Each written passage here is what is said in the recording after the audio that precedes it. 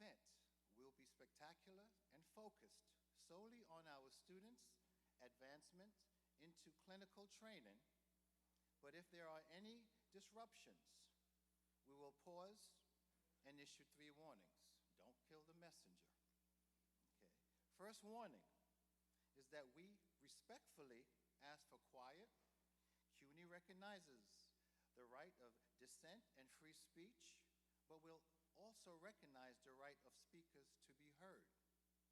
If the disruption continues, we will issue a second warning, which is please recognize the right of the speaker to be heard. Those who continue to interrupt will be escorted out and may be subject to arrest and prosecution. If this disruption continues, despite 2 warnings, then a third warning will be issued, which is in an effort to continue the event, the disruptors will now be escorted out. In addition, please be aware that we have professional photographers covering this event, so we can ensure that each student will be photographed on stage. Please refrain from coming forward to take pictures. At the conclusion of the ceremony, please remain seated until the platform party, faculty, and our clinicians in training have recessed from the stage. Following the ceremonial exits, students will gather outside for group photographers on this beautiful evening. You may join us there, but please stand back until the professional photos of the candidates are concluded. Thank you.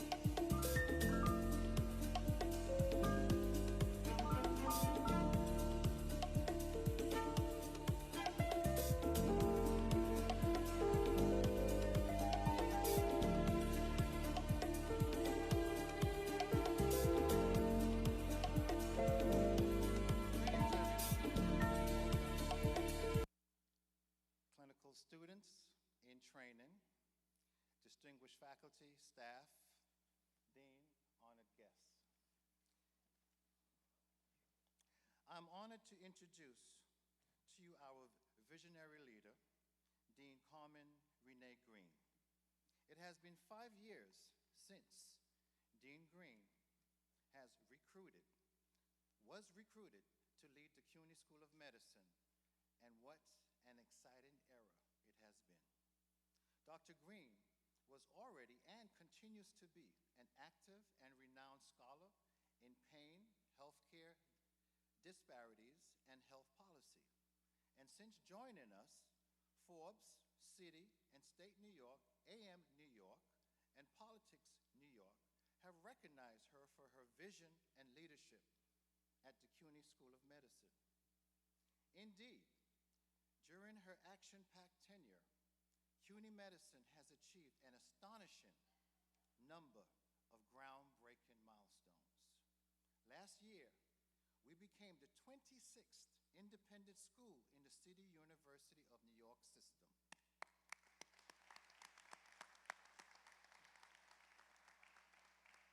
A standalone medical school located in Harlem, embedded in high-need neighborhoods across the 5 boroughs.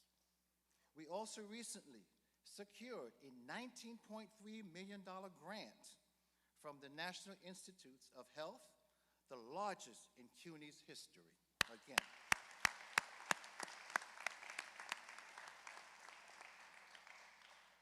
Since day one, Dean Green has continuously expanded recruitment pathways in neighborhoods where New Yorkers are underserved by medicine, underrepresented, and in healthcare professions, strengthened the school's academic programs, and supported services to give our students everything they need to succeed. She has engaged with government, academic, hospital, and nonprofit leaders to advocate for funding and ensure optimal clinical and research opportunities for our students.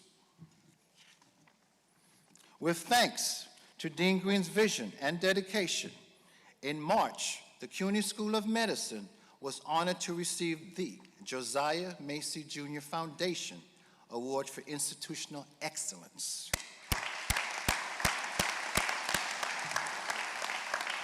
This national honor recognizes individuals and institutions that demonstrate sustained leadership in advancing the social mission of health professions on education. So, ladies and gentlemen, honored guests, without further ado, please join me in welcoming our Dean, Carmen Renee Green.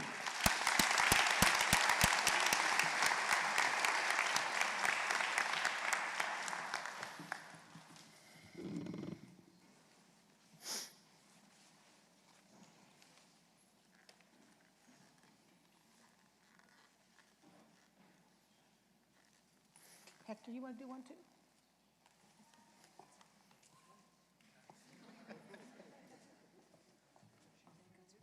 Go do a selfie. Do a picture with the students. You want to do a selfie? Oh, okay, there we go. All right. I got to get my beautiful people all in one picture. All right, well, we'll see what my skills are like. Okay, we're going to find out really Okay, quick. we're going to find out very soon. Okay. Turn around. One, I get the faculty, because I got to get the ones that make them, great, and now we get our students. He's just doing his own thing.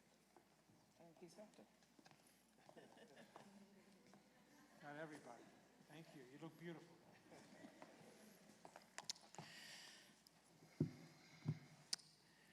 Good evening, good people. We begin today's ceremony with the CUNY School of Medicine's traditional opening, a moment of silence for our own individual challenges, struggles, and opportunities. I also would hope that you would join me with a moment of silence and praying for peace in our times.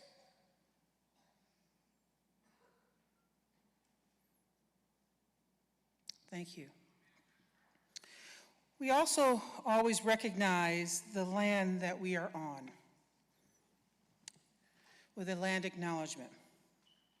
We acknowledge we are within a place of gathering and exchange, shaped by water and stewarded by ongoing generations of indigenous people.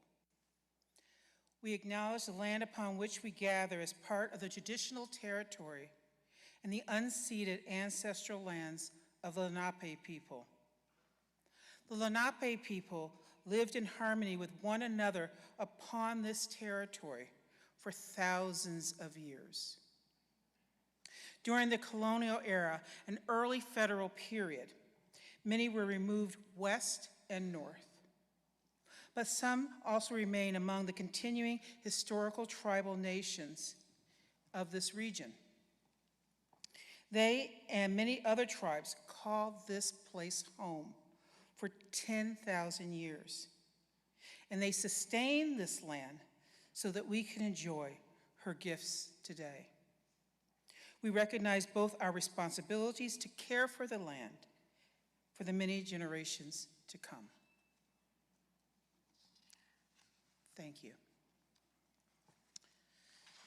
Now, as the Dean of the City University of New York School of Medicine, or as we like to say, New York City's medical school, we're the ones that produces the doctors and the physician assistants that New York needs and New Yorkers want to see. It is my great pleasure to welcome you to today's Student Clinician White Coat Ceremony, honoring the classes of 2026, our PA program, as well as our MD program. The CUNY School of Medicine is one of the most inclusive and diverse medical schools in the country, and we're proud of that. We are guided by a commitment to equity, access, student success, inclusive excellence, and community.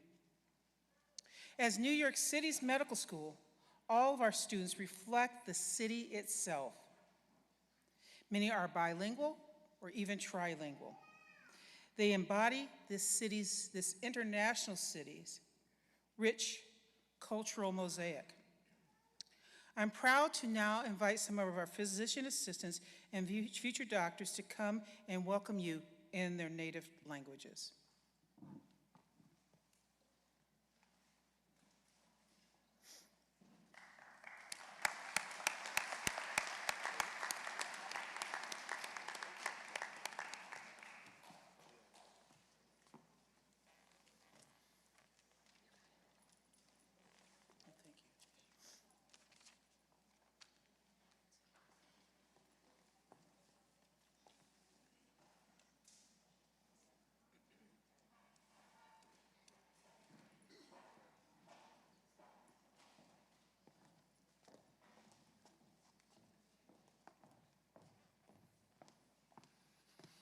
أهلاً وسهلاً in Arabic.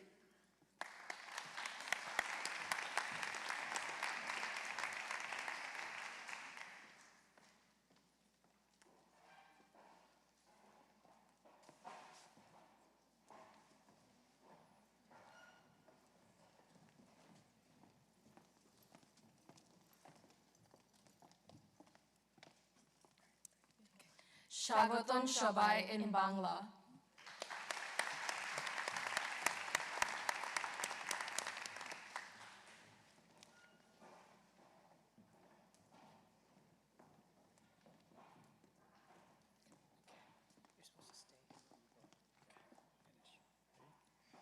Flying in Chinese.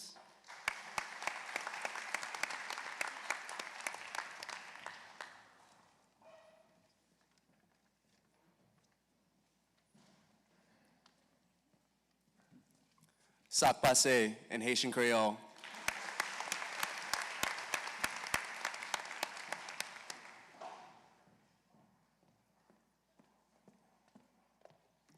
Здравствуйте, Russian.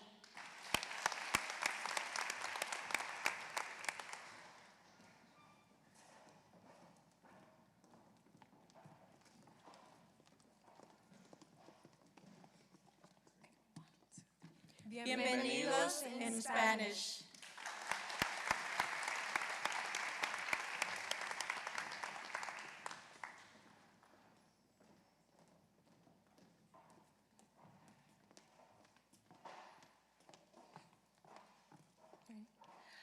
Magandang gabi po sa inyo lahat. Salamat na sa inyo patating in Tagalog. Thank you.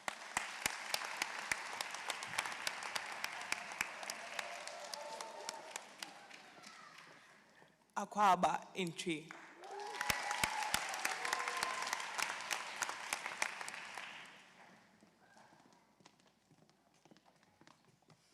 Kushamalid in Urdu.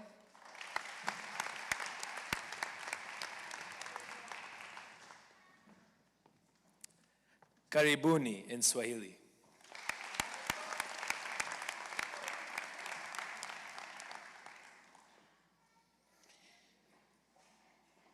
Now, will you stand for the playing of the national anthem?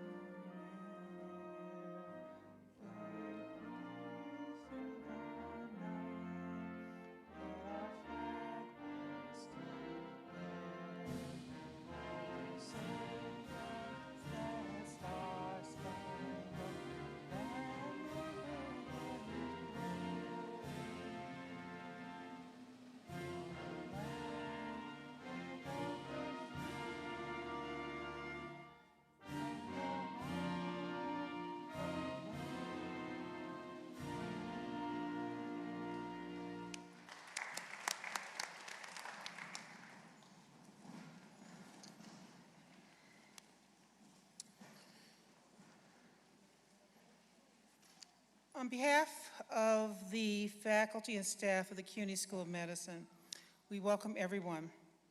I'm honored to preside over today's student clinician white coat ceremony for our programs. We have gathered to celebrate an important milestone as students transition into the clinical phase of their education. The student clinician white coat ceremony formally recognizes our students as the next generation of healers, leaders, and scholars. And it also affirms our commitment to compassionate, collaborative, and scientifically excellent care. It is a calling that places the interests, values, and rights, as well as the dignity of every patient. And we put the patient at the center of care. With that comes a tremendous professional responsibility, and that is the reason for this ceremony. As I look out at the talented and diverse, beautiful students that we have before me, I'm filled with hope for the future of healthcare. Mahatma Gandhi said, "Be the change we wish to see in the world." And through your dedication, your service, and commitment to excellence, you are helping to shape a world that is more equitable, more compassionate, and making health systems more effective and responsible for the communities we are honored to serve. This day would not be possible without the love, encouragement, and support of your families. So students, please stand and give your families a round of applause.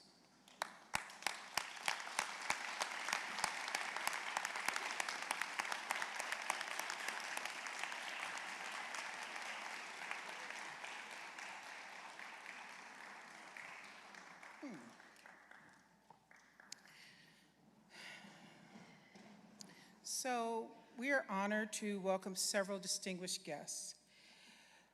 First, including Mr. Andre Brown, the University Executive Director of Public Safety at the City University of New York.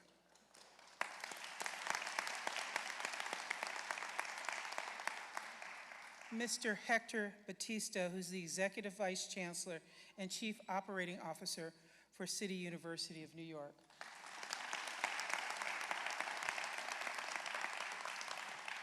We have a few other guests who will be arriving. I understand there's a little activity going down in Madison Square Garden. I don't know about that.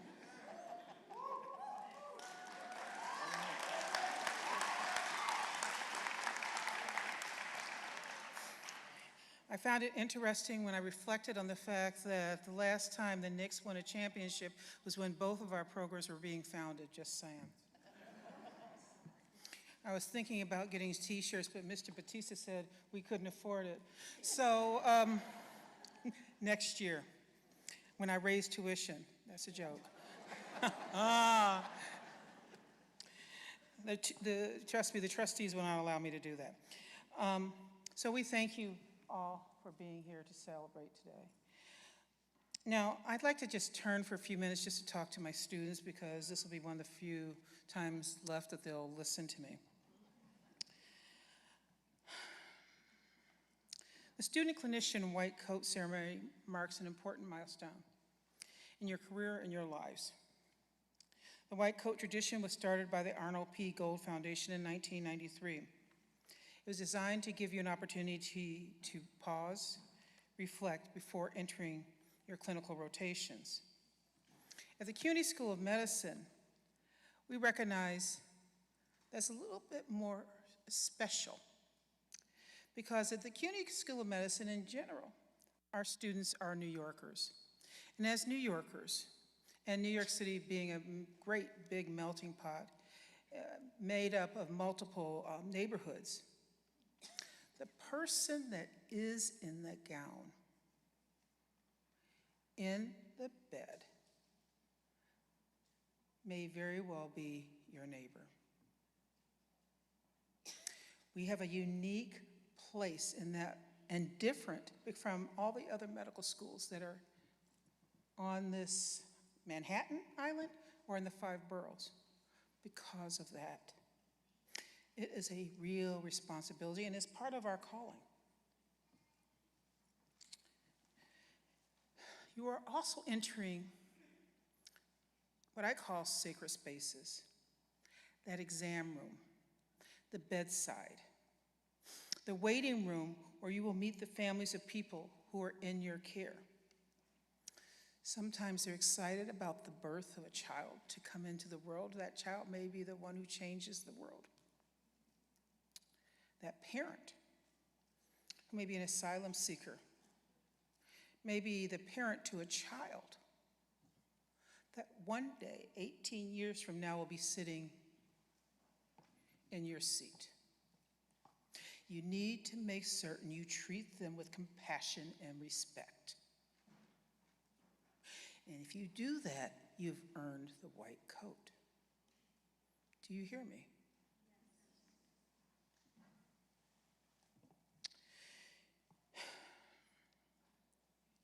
They also come with their fears. And they're going to tell you things that they've never told anybody else. And you need to treat that story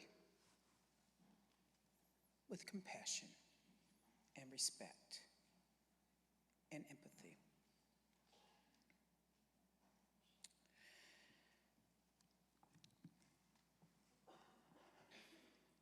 It's really easy to look down on other people, right?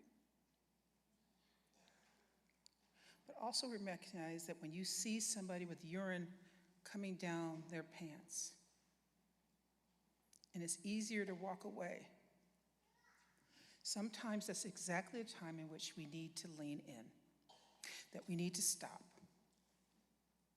and hear their story and look in their eyes and tell them, just by looking in their eyes, that you see them.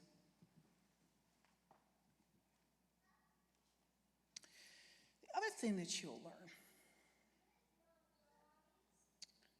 that one of the things that you can do, the deadliest thing that you can do, is when you don't do that, you don't hear their story, you don't see them, that you create what I call the walking wounded. And you steal from them their humanity. You're also going to learn as you enter the clinical spaces that we make so much better decisions when we work in teams. And at CUNY School of Medicine, we work in community. And I told you, these are our neighbors. The care of one patient is never the work of one. It takes all of us. It takes nurses and fear the nurses. Let me be clear on that. I'm sorry. I'm sorry. I'll take it back. Elizabeth Cohn, one of our newest faculty members, who you'll be hearing from in a bit, is a clinician scientist. So make certain that you don't make the mistake of looking down on people because of whatever their degree is or the discipline in which they come from. Whether it's the person who's cleaning the floor or you're attending. Got it?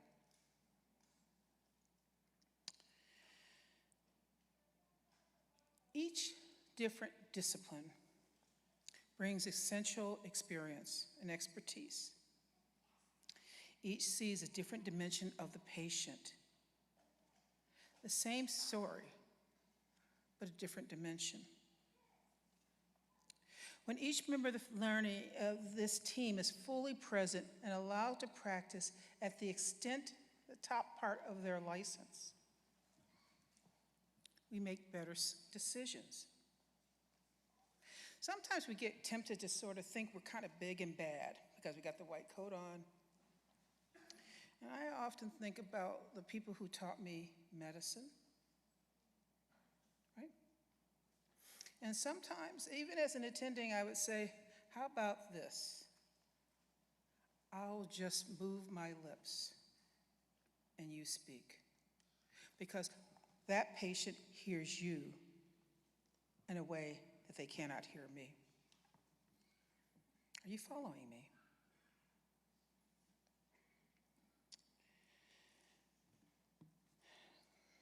It's tough to hold up these standards, but we're called to do so. At CUNY School of Medicine, your educational journeys are going to be distinct but together. And that's the reason why, for the first time, we've put together our PA and our MD students in one ceremony, in an interprofessional perspective. This is why we wish to expand the access. Recognize that increasingly people speak different languages, and that's why we're needed. Ladies and gentlemen, these people speak 17 different languages. 17 different languages. Think of the power that comes because you can speak to someone in their native tongue, and you can listen to them in a very different way. Now, I said before, our PA program was founded in 1970 at Harlem Hospital, down the street. Our BSMD program was established as the Sophie Davis School in 1973. The same year, the Knicks won the last NBA championship.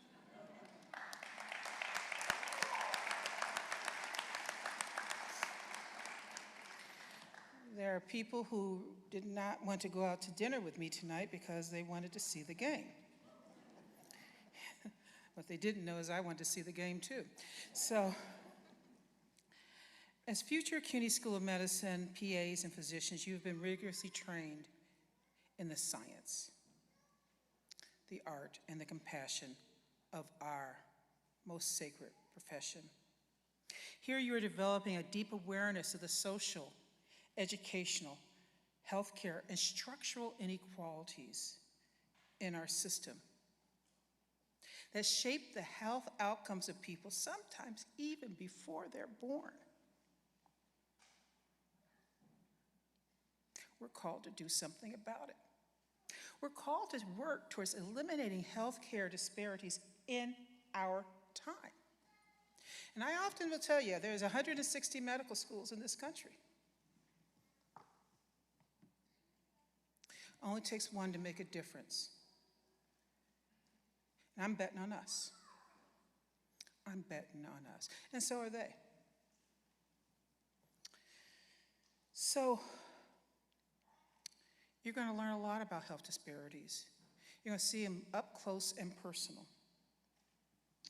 You know, don't forget that in this very city, you take the M101 crosstown, you see them up close and personal. The child who's in the stroller as a mother's pushing them on the bus while she's helping another child learn their arithmetic. Because she has hopes too. So I want you to really lean into the stories you hear and the communities that you are privileged and honored to serve. As you begin your clinical pathways, you're being called not only to witness these inequities, but you're called to engage in them and address them. You're not to do that in theory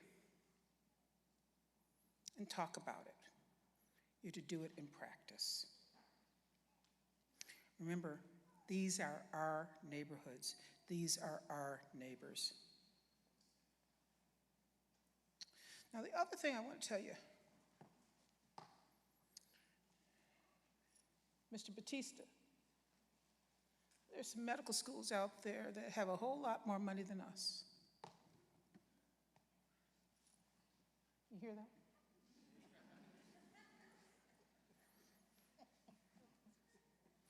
I'm not going to ask you for money right this minute.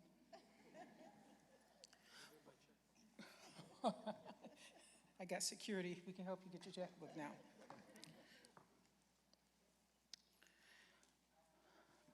We bow down to no one. Did you hear me?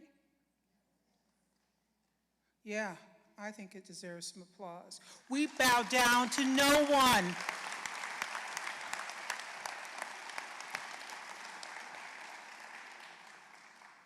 Okay? You have every right to be here, and you're just as good as that other guy or that other girl. In fact, I often think we're a whole lot better. Now, I know this. Not supposed to, yeah, okay, go ahead.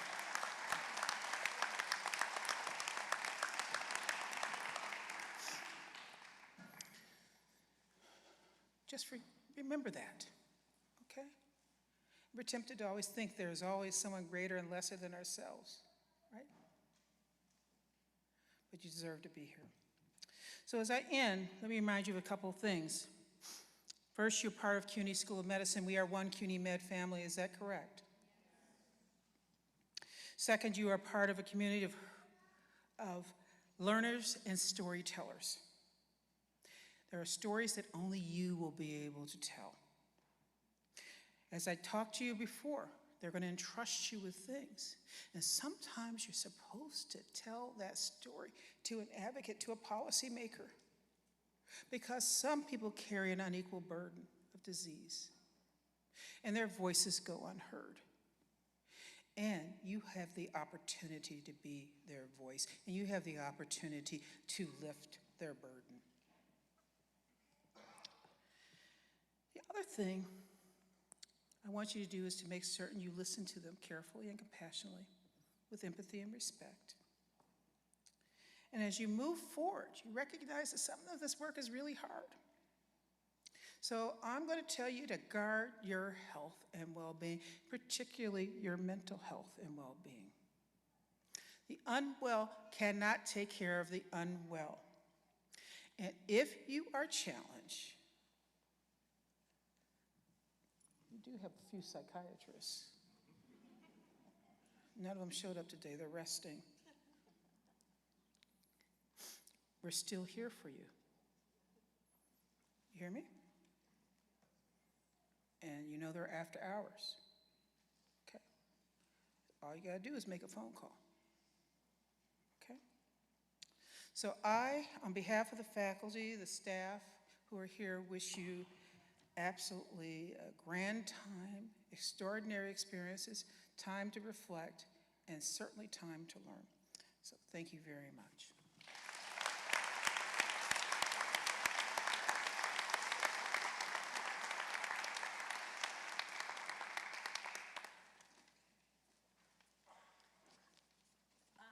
You are here. That's a beautiful thing. That's crazy. Good to meet you. Oh, okay. Good afternoon. Good afternoon. I'm Dr. Elizabeth Cohen, and I'm a medical professor in the CUNY School of Medicine, Department of Community Health and Social Medicine, and the distinguished professor at the New York Center for Advancing Translational Science, Research, and Health. It is my honor today to introduce our keynote speaker, Dr. Alistair Martin. Today, you will take an oath to serve your patients and honor the legacy of the medical profession. All of us in this room will make a promise to advocate on behalf of our patients and the communities and to empower our patients to advocate for themselves. It is for those reasons that I'm honored to introduce a friend, collaborator, and role model for this work, Dr. Alistair Martin. Dr. Martin is the Commissioner of the New York City Department of Health and Mental Hygiene, an emergency physician, an assistant professor at Harvard Medical School. Dr. Martin has served as a White House Fellow, previously as a health policy advisor to the Governor of Vermont and to Congress people in California. I met him as the CEO of Healthier Democracy and Voter ER, where he built public health programs that mobilized tens of thousands of healthcare providers and reached millions of patients. He has established national vaccine campaigns, helped patients in healthcare settings register to vote, connected families with cash assistance benefits, and shaped public health policy at the highest levels of state and federal government. And I have been inspired by watching his work. His career has been defined at the intersection of clinical care and public health. Born in New York City, he spent his early childhood in Jackson Heights, Queens, where his mother was a nurse with the Nurse Family Partnership. He earned his MD and master's degree from Harvard, and he returns home to serve as our health commissioner. On a personal note, it means so much to me to have him speak on this day when we celebrate all of you for choosing this profession, for honoring the patients and the families in our care. Dr. Martin has inspired my life and my career, and I know he will inspire yours as well. He exemplifies everything in the oath that we will take later today. Dr. Martin.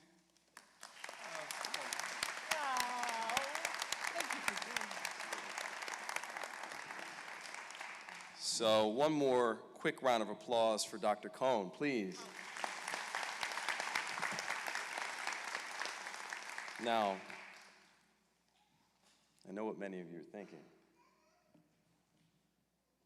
You're thinking, man, we got a game 4 to watch tonight. I hope this guy is brief. I know. And don't worry, I too, Dr. Green, want to watch tip-off, so I will be brief. To both the incoming cohort of physician assistant students and to the third-year medical students who are getting their white coats and starting their clinical rotations, congratulations. This is an important moment for all of you. Please take it in. All of you have worked hard to get here, and all of you have earned it. You each have your own reasons for choosing this path. And as you enter this next chapter of your academic career, my advice to you is simple. Don't lose sight of the reason why you started this in the first place.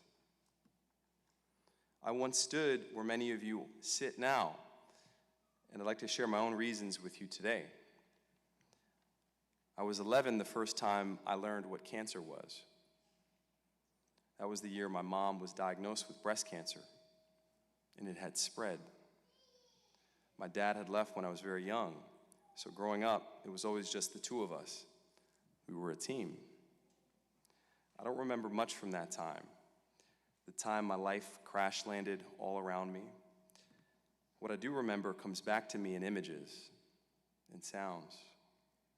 Like one of those black boxes they pull from the wreckage of a plane, just fragments, recordings, the only surviving record of what happened. Here's what I remember. I remember the colors of the bandanas my mom started wearing when she lost her hair. The first one, a deep blue, like a slice of midnight sky. She tied it with a flourish, and I tell her that she looked like a pirate queen. I remember when the kitchen stopped smelling like her cooking. The garlic, the basil, the shrimp jumu simmering on the stove. I remember the half-eaten plates, her favorite Haitian pork griot pushed to the side of the table, gone cold. I remember her blouses getting too big, the fabric pooling at her collarbones, the shoulder seams sliding down her arms so she'd have to keep pulling them back up. I remember the chemo port and the way that she'd wince if you hugged her too tight. I also remember the night I overheard something I'd never forget. I was in my bedroom, hunting for some batteries for my Game Boy, and the closet that I was looking for those batteries in shared a wall with my mom's room. And through that wall, in fragments, I heard her boyfriend ask the questions no one was willing to say aloud. Where does he go when she's gone? That was the moment I understood. My mom wasn't sick, she was dying. But here's the thing, she didn't die. The people who brought her back to me, the physicians, the PAs, the nurses, the whole team at her bedside, they were heroes to me. And 11-year-old me decided right then, in that low-income New Jersey town where no one else I knew had become a doctor, that I was going to be like one of them. Mostly because my mom believed that I could, and also because I felt I had a debt to pay. I wanted other people to experience what I experienced. I wanted to keep their families intact too.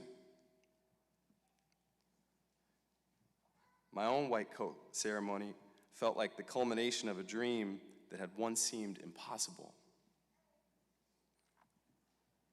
I felt this profound sense of responsibility to put on the white coat. To do it at Harvard Medical School with my mom in the audience was something else altogether. After the ceremony, the clapping had faded, but the hum of it still buzzed in my chest. I found my mother, and we both fell into an ugly cry. Right in the center of Harvard's amphitheater, surrounded by stone columns and solid white marble, we were soft in a place built to look hard. And it is that softness that served me most as I transitioned from academia into the emergency room, where I saw that in my patients. It was this humanity. When we talk about things as clinical, there's this connotation that they are sanitized of emotion. But as you start your clinical careers, I'm asking you to do the opposite. Be human. Pay attention to the things that piss you off. And I guarantee there will be moments of anger, disappointment, sadness. You will all see the healthcare system let patients down, because the system that we've created is a flawed one. I saw the flaws in our system firsthand in my third year of medical school, right where many of you are right now. It was one of my first overnight shifts on clinical rotations, the dead of winter in Boston. 4 degrees outside. I was prepping discharge paperwork for a patient with pneumonia. And as I was typing and got to the discharge address, I noticed there was no address. He didn't have one. The patient was homeless. The next morning, his room sat empty. Someone had discharged him, treated his pneumonia, and they sent him back out to the cold that helped cause the pneumonia in the first place. I saw it again as an intern in the emergency room. A mom of 2 came in asking for help with her addiction to pain pills, an addiction she never asked for. I built a plan to get her into treatment, to start her on the road to recovery, to admit her to the hospital. The attending physician that night looked me in the eyes and said, "That's not what we do here. Discharge her." I discharged her back to a community with no services. I never forget those patients. They are why I do what I do. Because I have been part of a system that let people down. And I've spent every day since trying to be part of something that helps us build toward something better. And here's what I need you to know now. So can you. You can help build something better, too. It's your job to remember the times the system fails us and to embrace the possibility that we can build something better together. And so I agree with Dr. Green.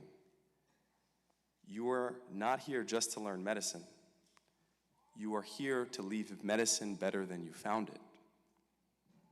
And I have every confidence that this class of students is equipped to do just that.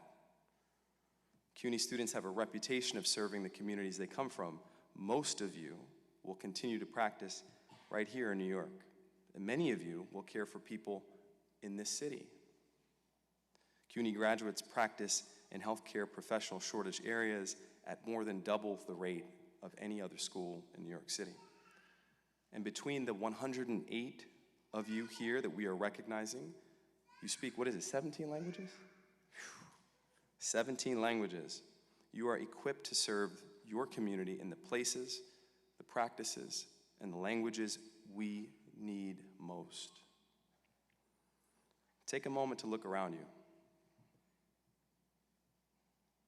Your friends, your family, your classmates, they all help to usher you into this moment. And they will be by your side for the next one too. And trust me, you're going to need them. Because I told you about a night in Boston, 4 degrees outside, a patient with no address to go home to. You will have nights like that. Every one of us does. And on those nights, remember this. Hope is like the sun. If you only believe in it when you can see it, you'll never make it through the night. So look around this room one more time. This class, these 17 languages, these communities that you come from and will return to, you are what the sunrise looks like for the patients of this city. We all have our reasons for being here. Hold fast to yours. Lean on each other in the moments of doubt. And remember how to be soft in hard places. How to be human.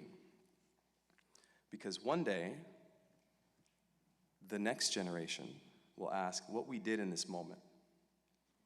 When the system was failing the people we swore to serve, the eyes of history are looking back on us right now. And when I look out at the 108 of you, I know exactly what we'll be able to tell them. We did everything we could. On behalf of the city of New York, congratulations. Now let's get to work.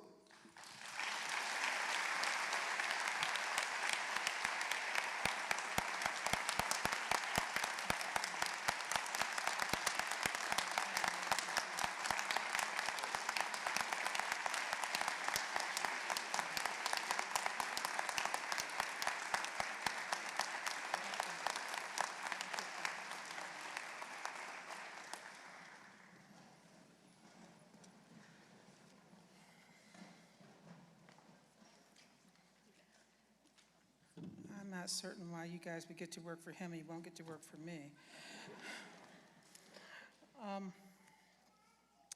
Well, thank you. Thank you, thank you. It's an honor, absolute honor. Dr. Cohn, you know I love you. We have one more special recognition for you to bestow this evening, and that is actually the Dean's Social Mission Award.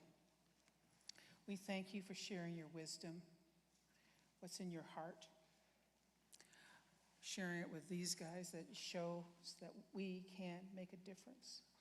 People who come from small communities, people where there's no doctors, can make a difference, and they can inspire. Because I keep telling them,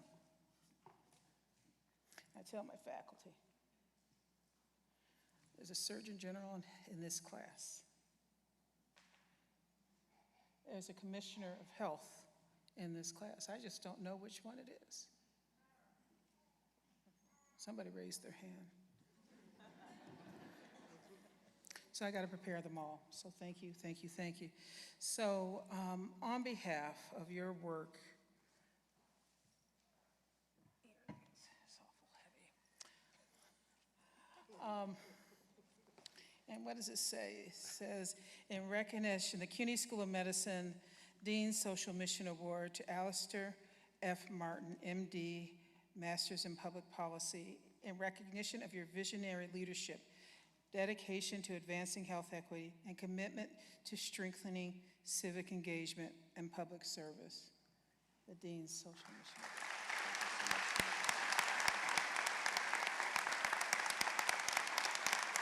I hope you'll come back after. So, should we have him come back? Okay, I didn't really hear you. Okay.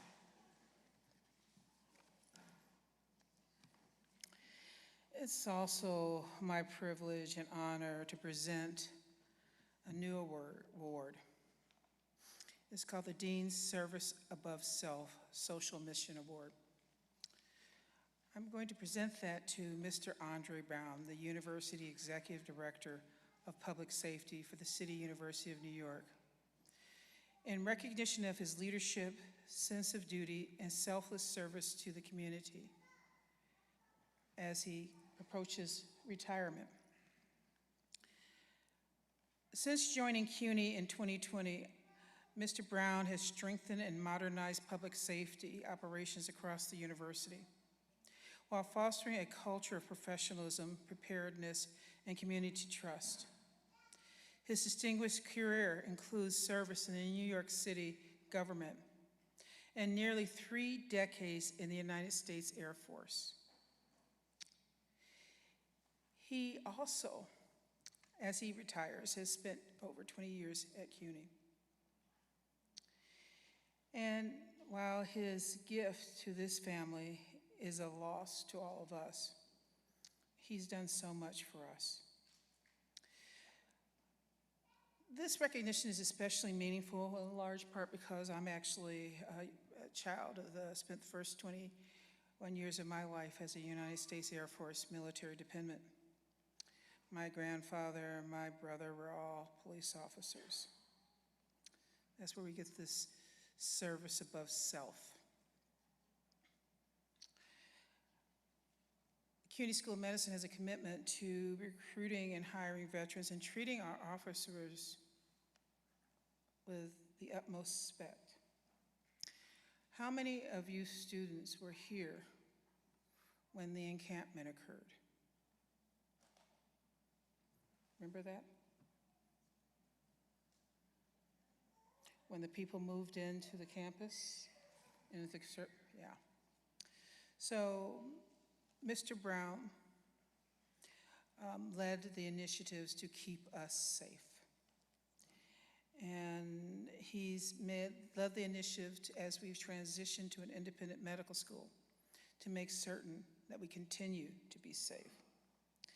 So I'd like to invite Mr. Andre Brown to accept both our gratitude and our congratulations, as well as our very best wishes as he enters his retirement. We will not forget you at the CUNY School of Medicine.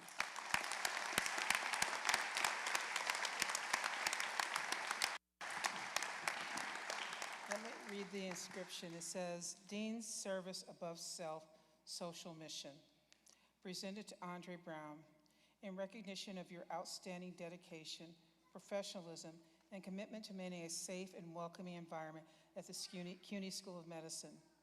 Your reliability, leadership, and service have made a lasting impact on our students, faculty, staff, and visitors. Your contributions reflect the highest standards of public safety and community partnership. Thank you very much.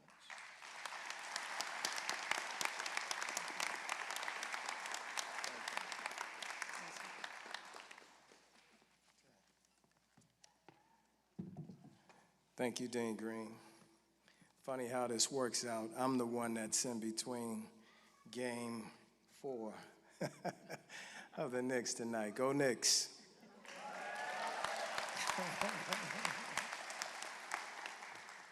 It is an esteemed honor to accept this award, and thank you, Dean Green, faculty, distinguished guests and visitors, and family. No one can do these type of jobs in public safety without your backing, and as all the honorees go into this journey of the white coat world or the world of medicine, they're going to need your support. Long days and some very challenging times. We're in very serious times right now, political uncertainty. We just came out of a world pandemic, and there is no place that I've seen in my 46-year career where it was more evident than that pandemic of COVID. Law enforcement and first responders, doctors, nurses, everyone that played a part with bringing this world back together, the city. I've never seen devastation like that in the streets of New York empty. It's a challenging time, but I accept this award very humbly for the 1,100 personnel that we have assigned to the City University of New York's Public Safety Department.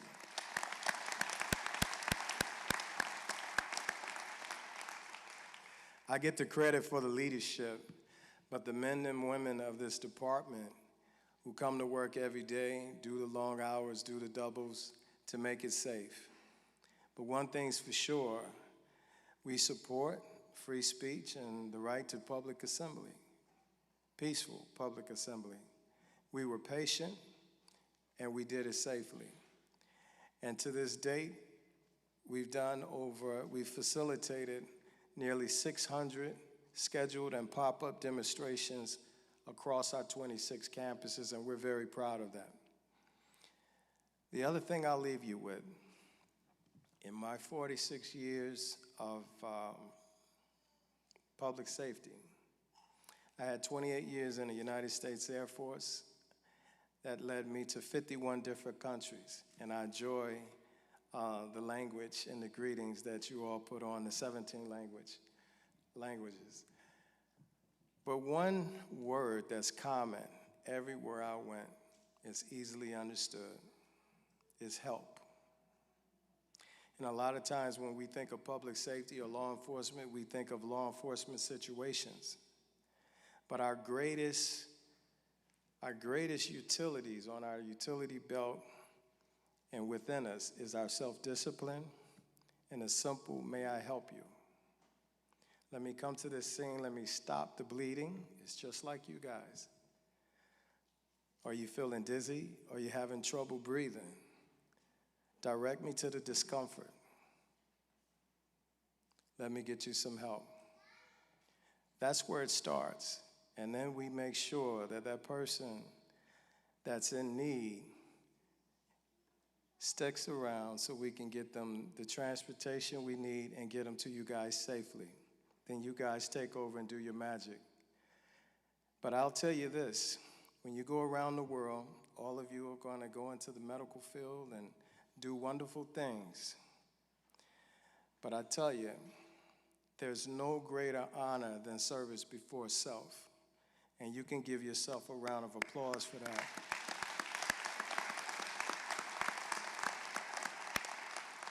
It's no greater honor.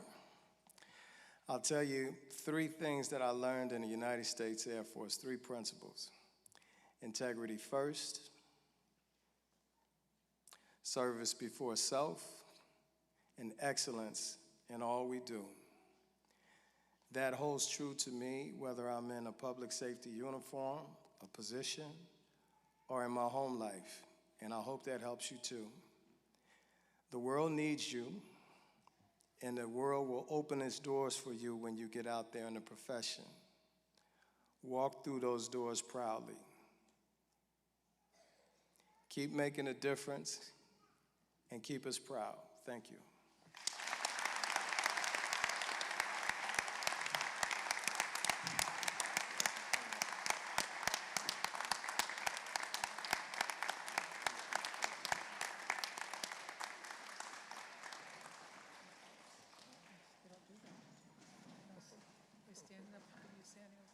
Thank you, guys.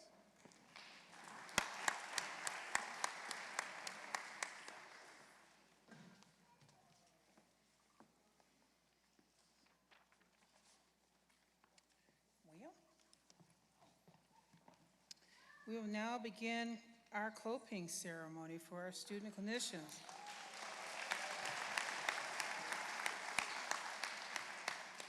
And we're going to start with the physician assistant class of 2028. And I ask Ms. Tanya Torres, Director of Didactic Education, and Dr. Gloria Mabry, Director of Clinical Education, to join me here at the stage. Dr. Teddy Hervias, are the students ready to be presented?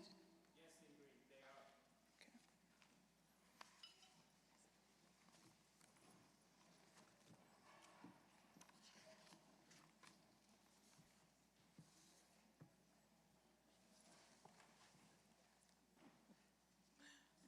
Okay.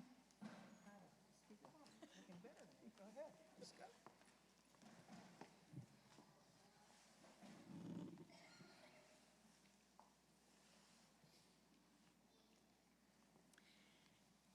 Nada Abdel Karim.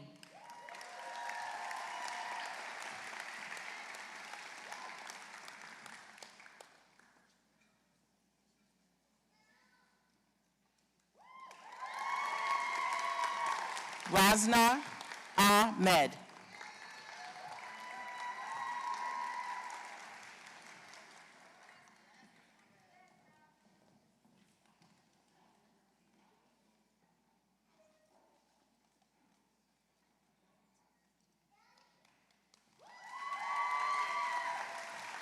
Fabiha Ahmed.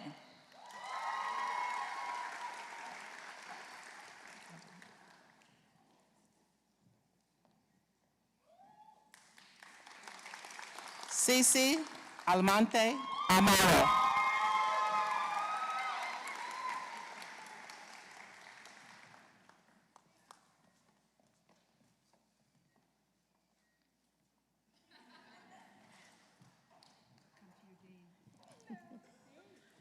Aksa Anjum.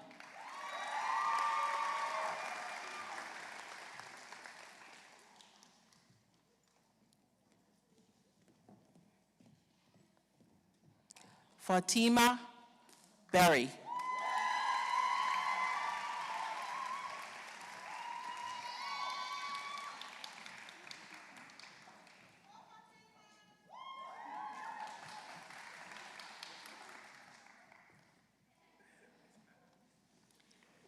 Farhana Begum.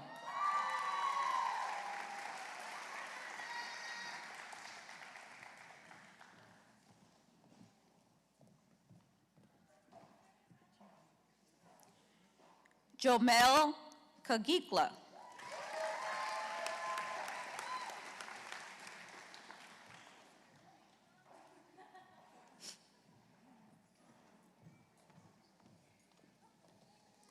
Angel Cruci.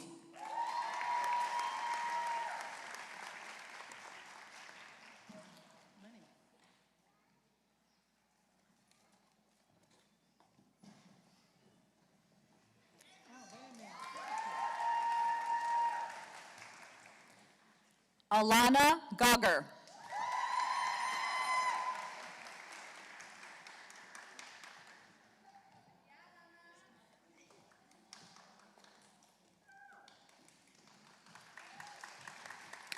Christina Guerlo.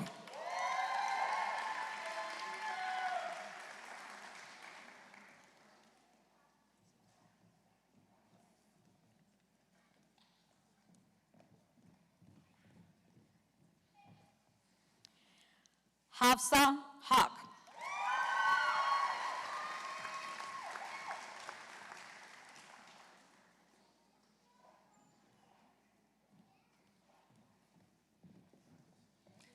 Amber Haywood.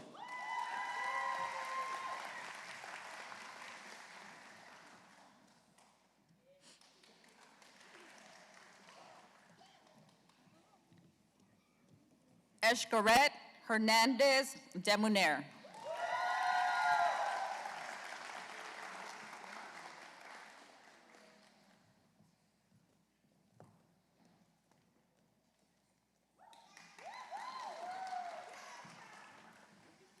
Jennifer Hippolyte.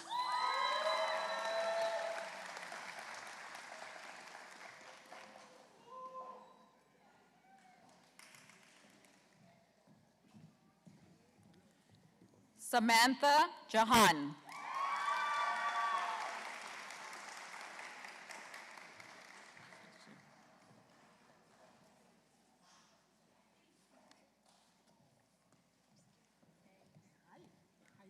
Ajub Jana.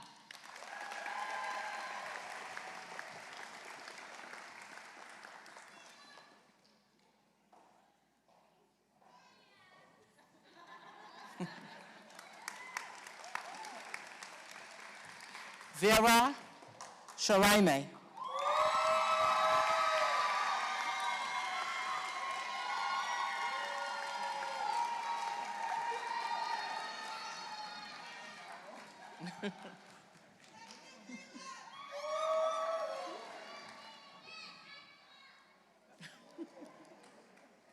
Mark Lewis.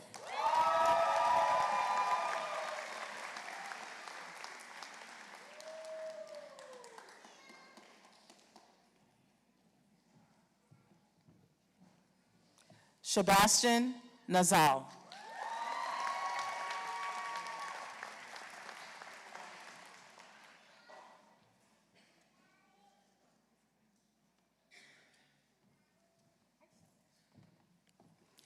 Michael Song.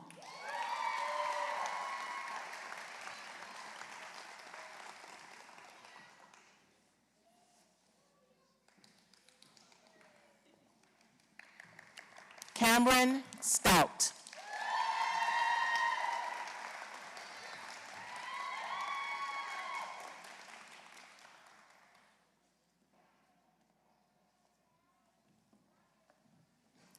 Catherine Wang.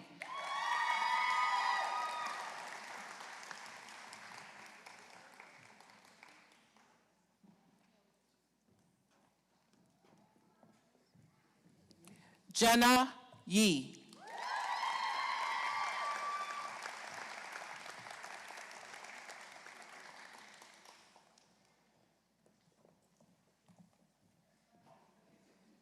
Anna So.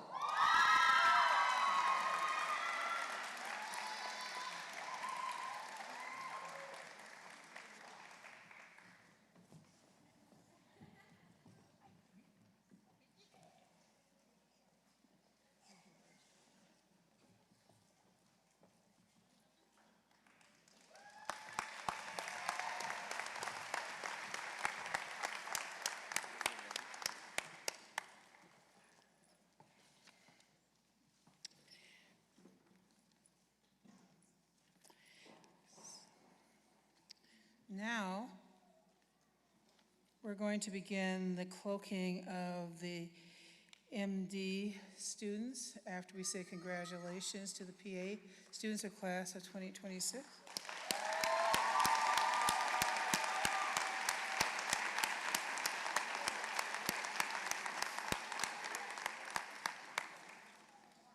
So as we now begin the cloaking of our third-year medical students, I ask Doctors Danielle Pritchett and Dr. Johan Yilmaz. Dr. Pritchett is our Associate Dean for Undergraduate Medical Education and a clinical professor. Dr. Gokhan Yilmaz is the Director of the Bridge to M1 program and the Co-Director of Fundamentals 1 MPA Pharmacology.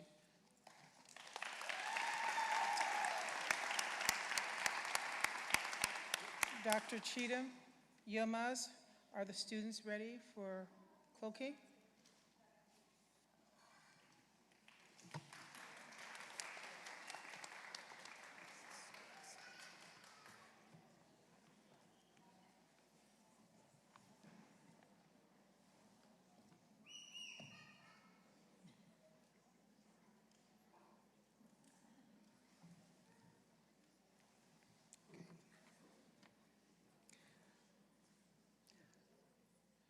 Adaremi Adebayo.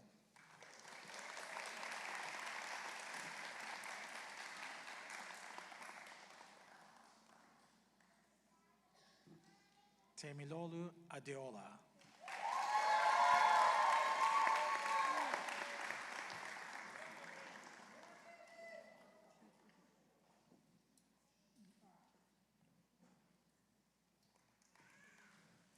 Sarah Afif.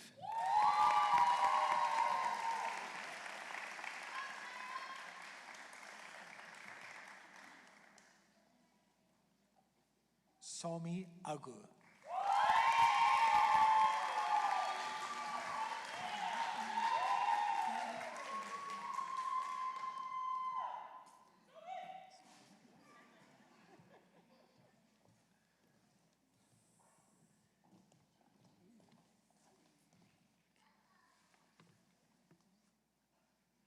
Alondra Alcantare.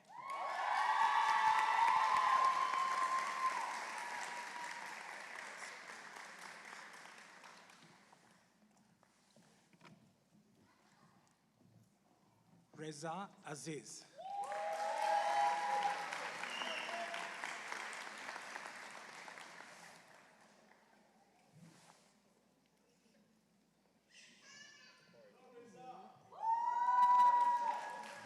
Kevin Baiju.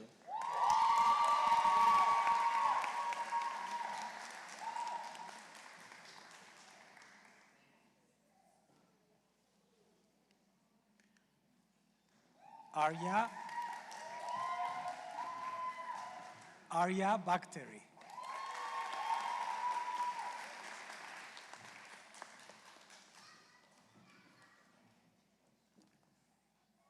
Asma Berry.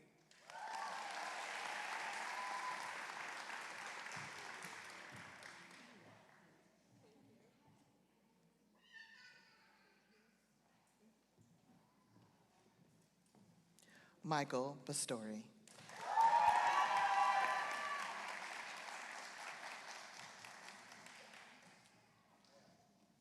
Amanda Blanco.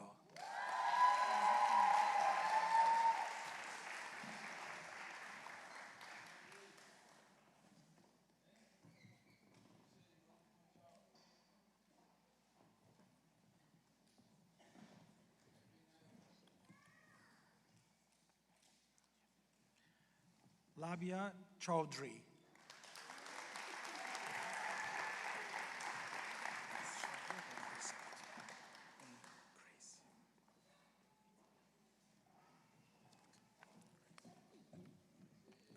Grace Botre.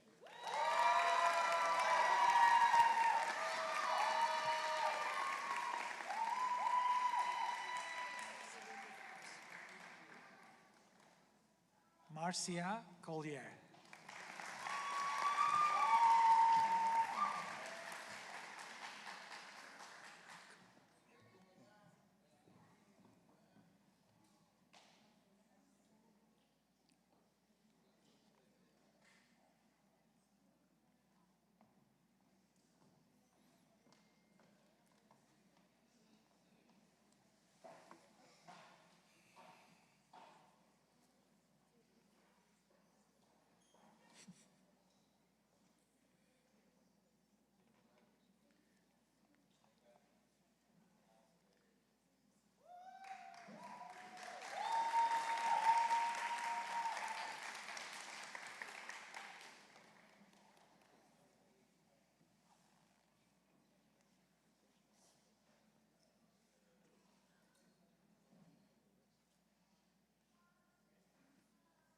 sign of a good luck.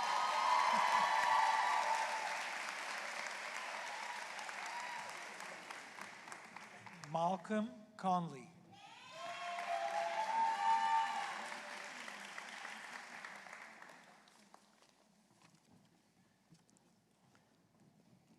Fred de la Quadra.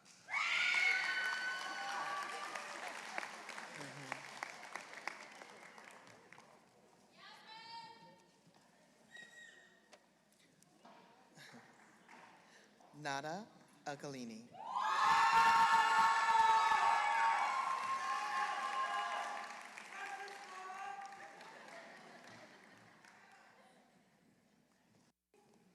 Miquel Ferrier.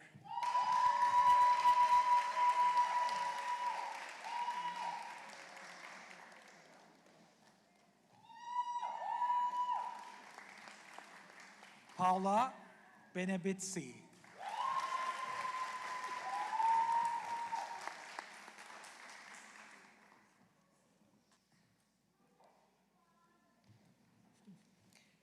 Eric Generis.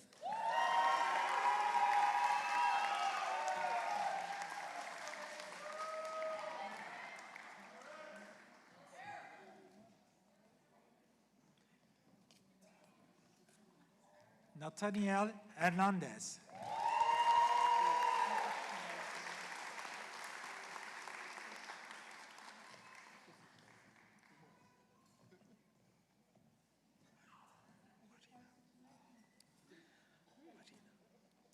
Marina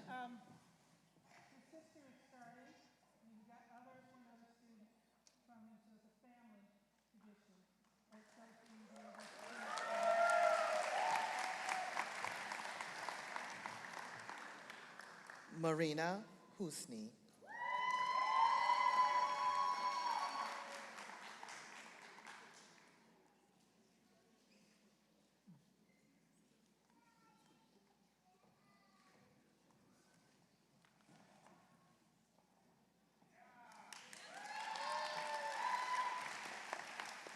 Janine Marie Jourdain.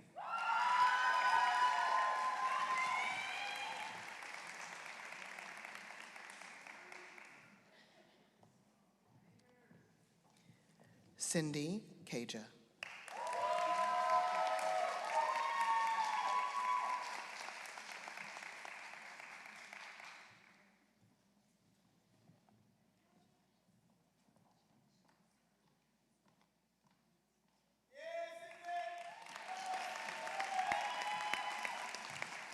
Sofia Kaja.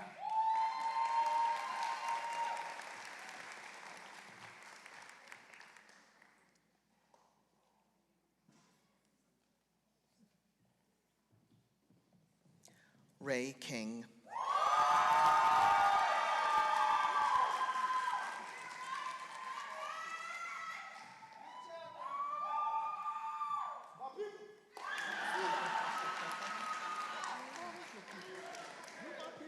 Eric Lamb.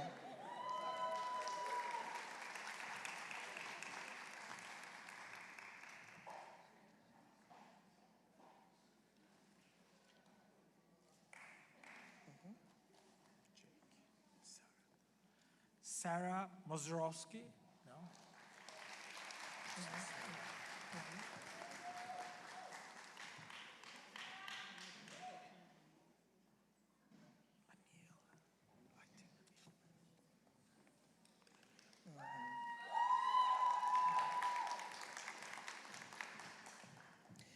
Annalie Manville.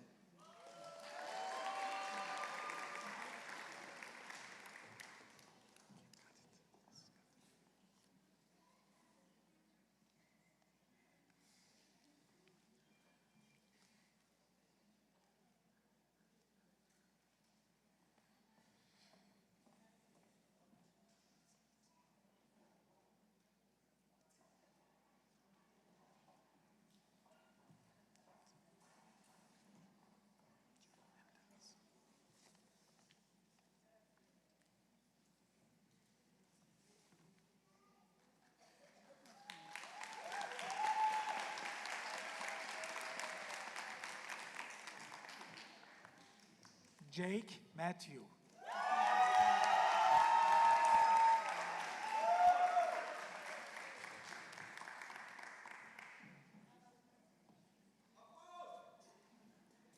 Caitlin McLeod.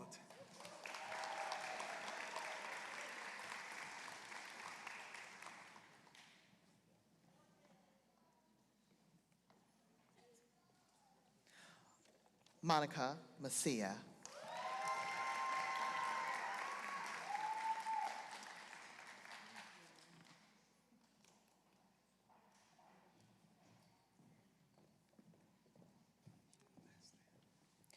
Leslie Pachardo Abreu.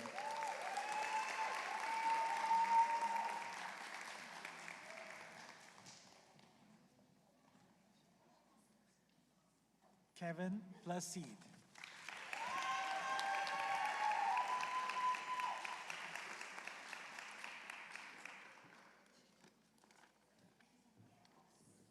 Jonelle Rainford.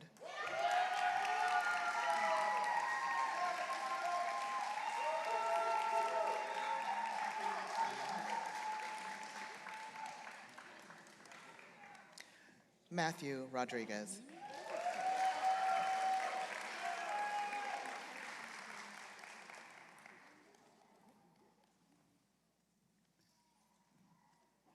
Vianji Sanchez.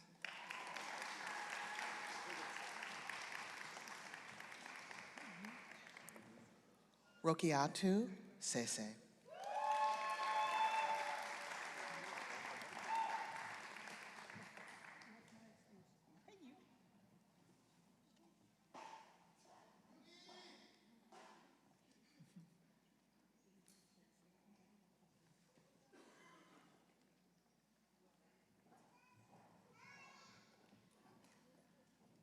Balkis Shafiq.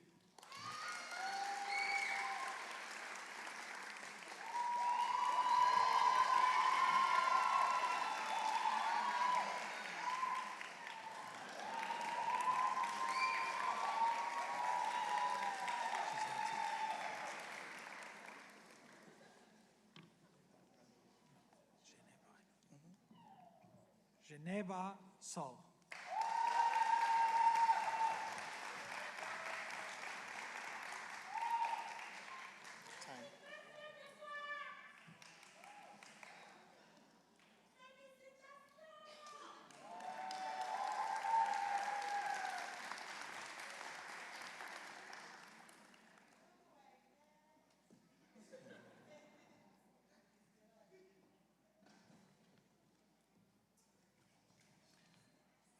Vincenzo Srace.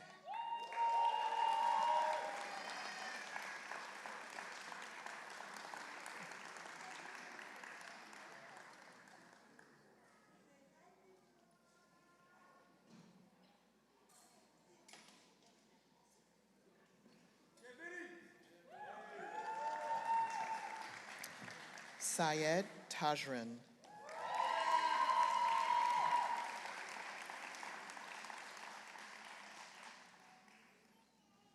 Ramir Tunis.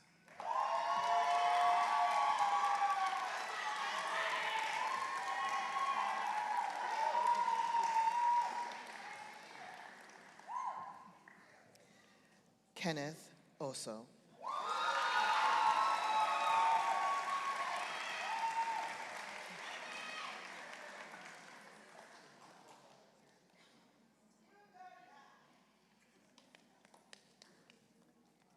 Lisa Williams.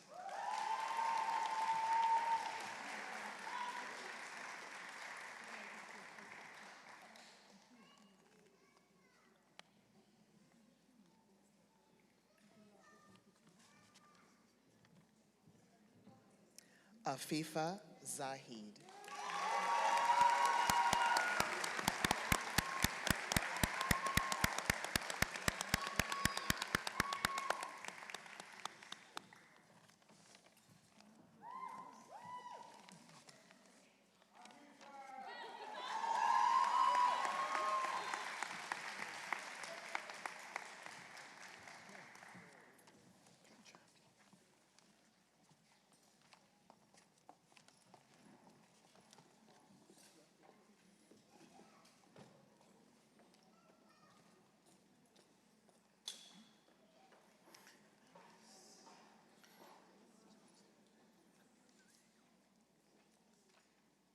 Congratulations to the MD class of 2028.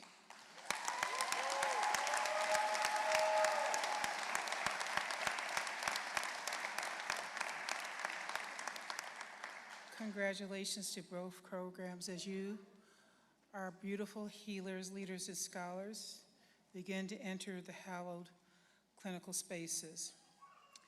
Now, I ask my dear friend and colleague, Dr. Combe, our Research Centers and Minority Institutions Distinguished Professor, to now come and administer the clinician white coat.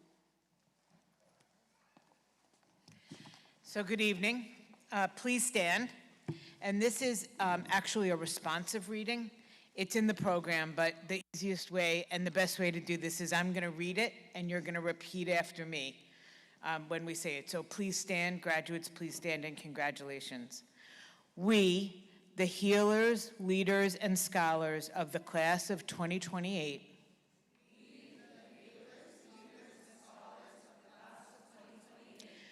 of the City University of New York School of Medicine, stand before our friends, family, mentors, and colleagues, proud to honor the legacy of the medical profession and humbled to pledge our duty to our future patients.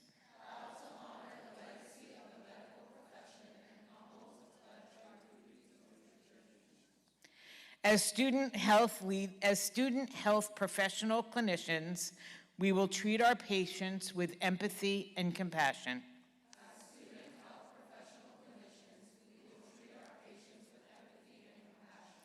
We pledge to uphold the dignity of each patient and to practice without prejudice, recognizing that patients come from diverse backgrounds. We aim to foster an environment of mutual respect and to holistically treat patients.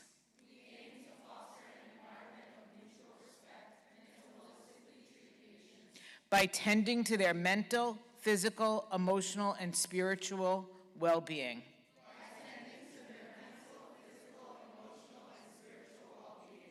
We promise to advocate on behalf of our patients and communities, to improve the delivery of quality health care. We will empower our patients to engage in their own care and to better advocate for themselves with the ability to make informed decisions.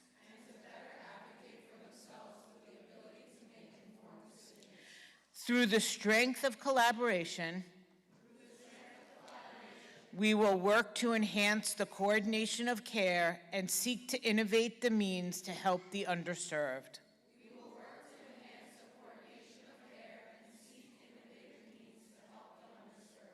In acknowledgement of our own limitations, we will learn from our mistakes and invite advice and criticism without hubris.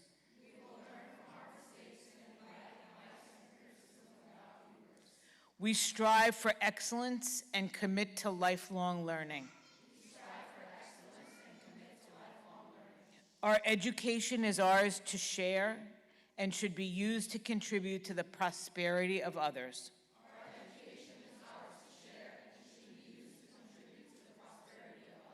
We will hold ourselves to the highest standards of professionalism in all aspects of our careers and communities.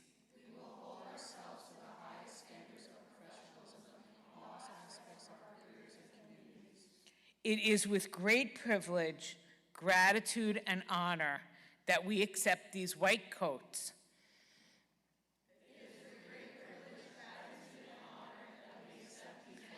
As a symbol of our commitment to a career in medicine and service to others. Congratulations to this class. We're really proud of you.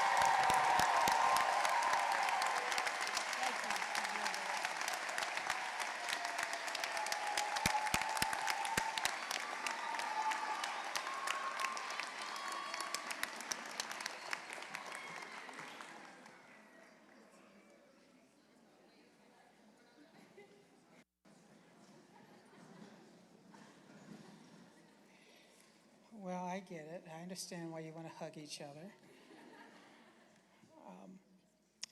So congratulations to all of our new student clinicians. We are honored to also have our Senior Vice Chancellor, Denise Maybank, with us to help celebrate this achievement. She also is also a trained psychologist and a health care professional. She actually came from all the way down on wherever Hudson Yards is. A little, well, you know I'm not a native New Yorker, right? To come here to actually bring greetings from the Chancellery, as well as to congratulate you on this experience. Dr. Maybank?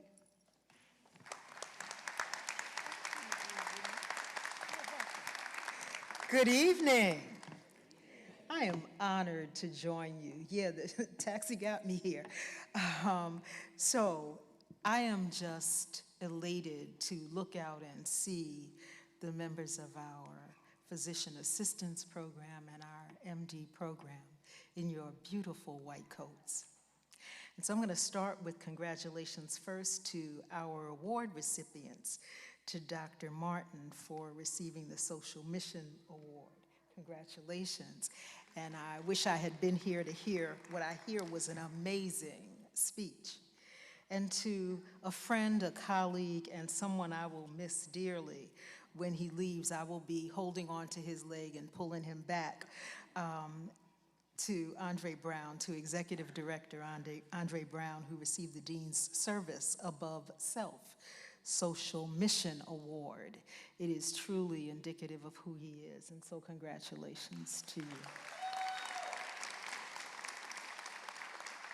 And to the honorees of the evening, I saved the best for last because I bring you congratulations on behalf of the Chancellery of the City University of New York. Yes, you have the School of Medicine and all of the wonderful leaders and teachers and scholars who have brought you to this point. But you also have the arms of the Chancellery wrapped around you as well. From the system level, we embrace who you are, what you do, and what you are going off into the world to do. And so I don't know if you know it, but it really is about the hokey pokey, in case you didn't know. So the hokey pokey, for those of you who may not know, you put your right foot in, you take your right foot out, you put your left foot in, you take your left foot out. Oh, I forgot, you got to shake it all about. And so as I sat and thought about what I might say to you as you don these white coats, it's like you have to know how much of you to put in to make this happen. You have to know how much of your compassion, your empathy, your care, and your respect for those who you will see in your practice. You have to know how much. You have to know how much of your head that you have been focusing on over the course of the last few years to amass information that will cause you to be the best physicians ever. You have to know how much of your head to put in. You have to know how much of your heart to put in. You have to know just what to do and when to hold back just a little, so that your patient can get what they need from you.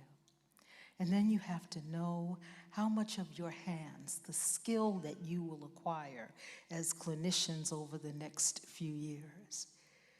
Your head, your heart, and your hands will cause those coats to be the canvas on which you will paint a picture of you as physician, assistant, and as physician, as healers, scholars, and leaders.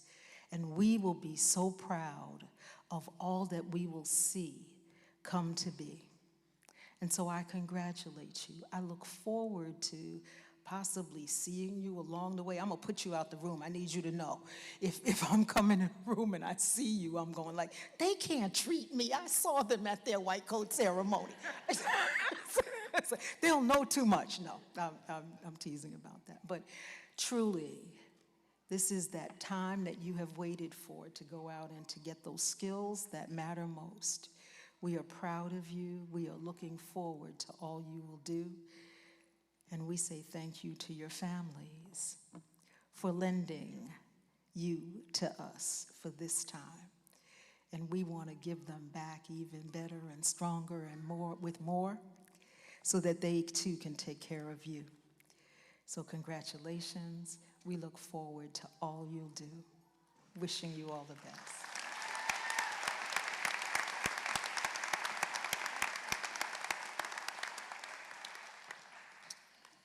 So, thank you, Dr. Maybank. You know, to the parents and the grandparents and grandmas and grandpas and sisters and brothers, you know, today is sort of the beginning of the first step where you've given us your young people, your children, and we're starting them on the path to becoming doctors.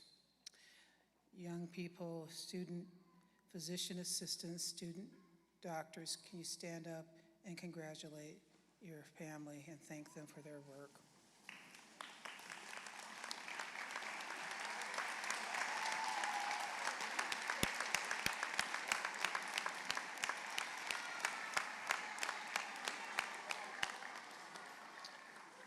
And we, as your faculty and staff, congratulate you as well.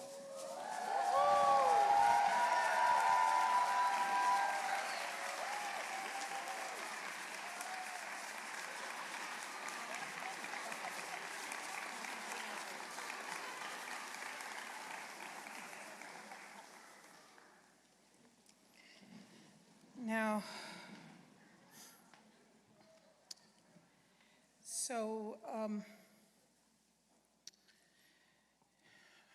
I think people have alluded to the fact they were living in times of challenge and times of change, and we're not just talking about the Knicks and the Spurs.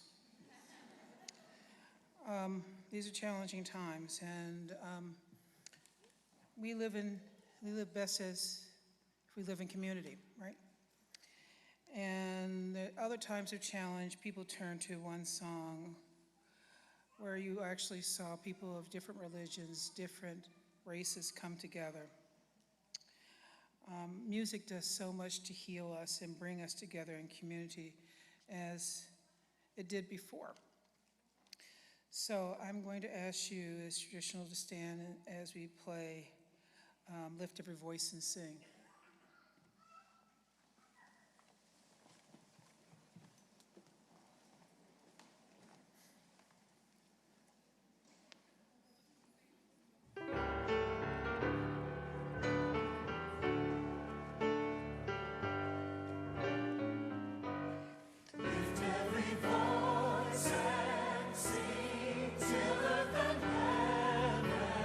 Ring with the harmony.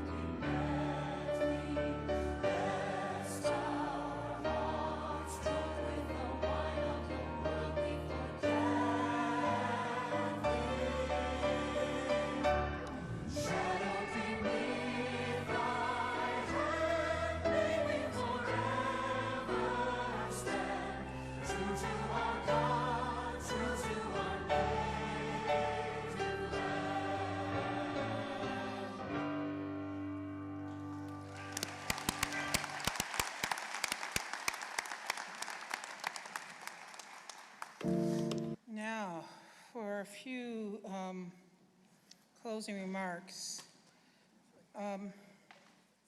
My thanks to our faculty, our beloved faculty, our staff, our amazing, amazing staff. Can our staff please just stand, particularly those who are in the planning committee?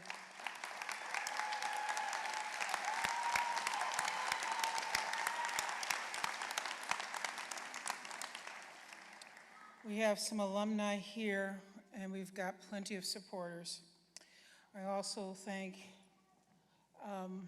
our peace officers who keep us safe day in and day out. Are you guys here? Can I see you? I see you.